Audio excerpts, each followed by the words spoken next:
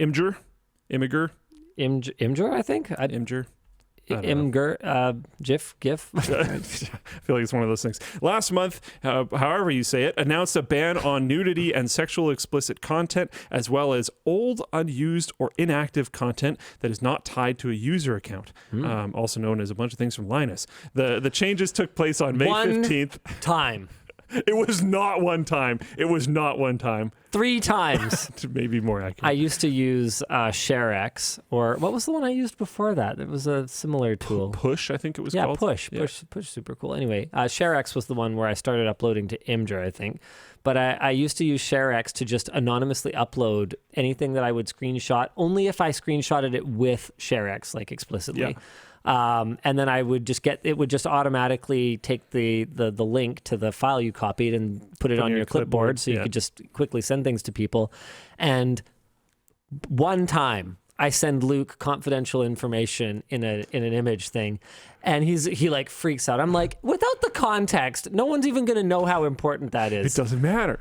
It shouldn't work that way.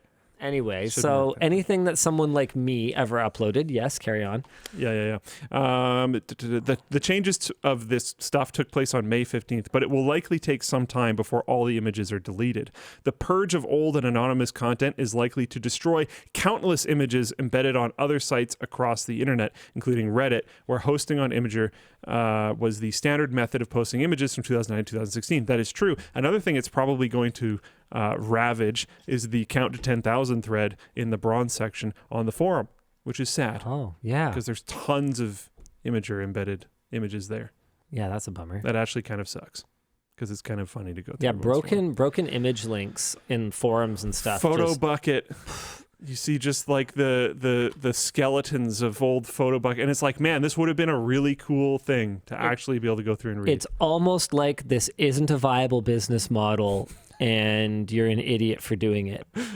Thanks, VCs. I mean, when they take big money from ad providers to put malvertising ads on their site, which they've done like a bunch of times at this point, maybe they do make some money, but I don't know. They do show, like, if you see some picture or GIF or whatever, there's a way on Imgur to see how much data it has taken to serve this image. And some of them are like, whoa. Like, it's a GIF that's been like hundreds and hundreds and hundreds of gigs worth of data transfer for this one GIF. It's like, yep, that's rough. The administrators of Something Awful Forum have taken on a more selective effort to back up every Imgur link embedded onto the forum during the last 14 years. Wow. Forums... I don't think we're going to do that. Yep, shoddy not.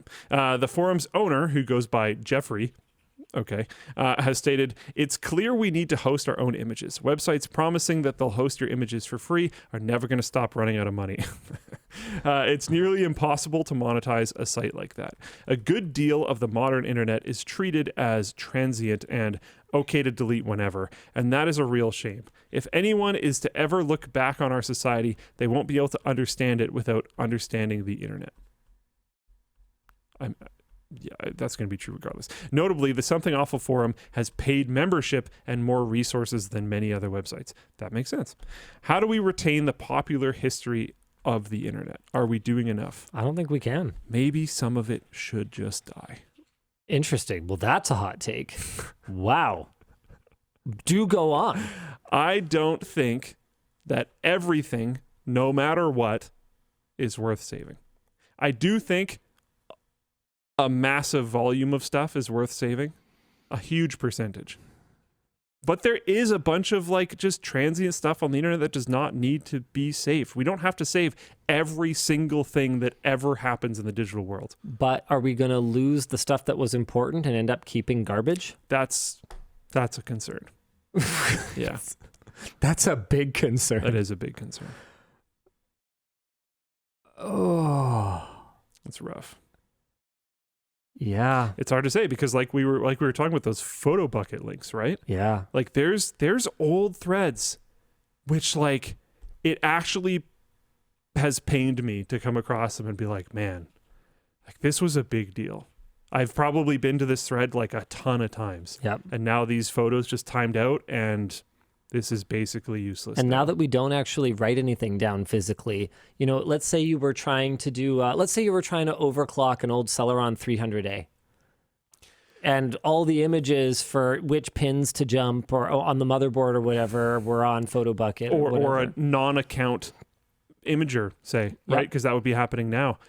You'd lose that. That's brutal. Like I'm not saying there isn't stuff that's worth saving. There's obviously oceans of stuff that's worth saving. Yeah. There's also a lot of But like repair guides and stuff didn't used to be video.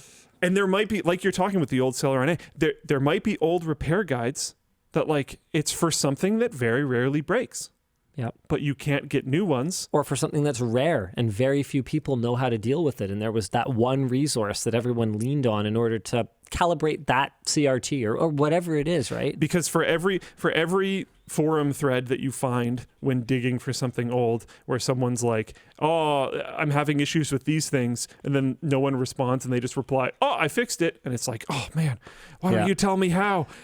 There's a bunch of other ones where they do. And losing that because a ton of that information is in pictures. You're talking about like BIOS screenshots, whatever else. It could be there's lots of pictures on the internet. There's tons of useful ones. Hey, thank God we're still going to have TikTok. As long as we don't live in Minnesota or whichever state banned it or something. Happy Wag said this would be a good reason to fund libraries. Well, there is. So I do agree. And libraries are one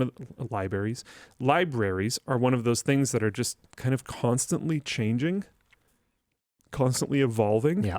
And this might be one of the ways that they do that. Yeah, unfortunately, the way they're evolving right now is not getting funded. Yeah. So that's probably not going to happen. Yep. Cal Turn in Floatplane chat.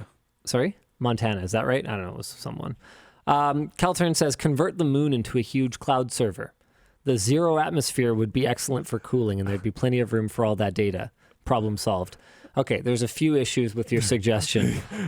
Number one, okay, getting servers there, very challenging. The moon is actually above the cloud. Number two, zero atmosphere is actually not good for cooling. Yeah. The air is what takes the heat away. Problem number three, plenty of room. Actually, you're right. There is plenty of room on the moon. There's a lot of room. Yep. Yeah. If you don't mind your server getting hit by like little asteroids and stuff. Yeah. So solid effort, Calturn. And well, not just that, right? Without an atmosphere, there's a lot more radiation from the sun. Which is really, really handy if you don't like having your data. Yeah. Because that radiation is just going to start flipping bits all over the place. Yeah. So what we could do, I guess, is... build a moon base. Yeah, no. Well, it would have to be a mobile data center. It would have to be on like treads so that it could stay like on the dark side. There's still a lot of just like passive radiation. Yeah. It's not a real solution, Luke. No, we're doing this. Why are you we put train tracks on the moon, and it just constantly it just constantly rotates. We Snowpiercer the servers. Amazing. Okay, Floatplane chat actually has this solved. We just put it underground on the moon. Oh! All right, good call. Perfect. Good call. We do all the cooling geothermally. We can dig with nukes, right? We can nuke the moon? Is that what we're saying? I don't think that's a good idea. This is a reference to Elon Musk wanting to nuke Mars for terraforming.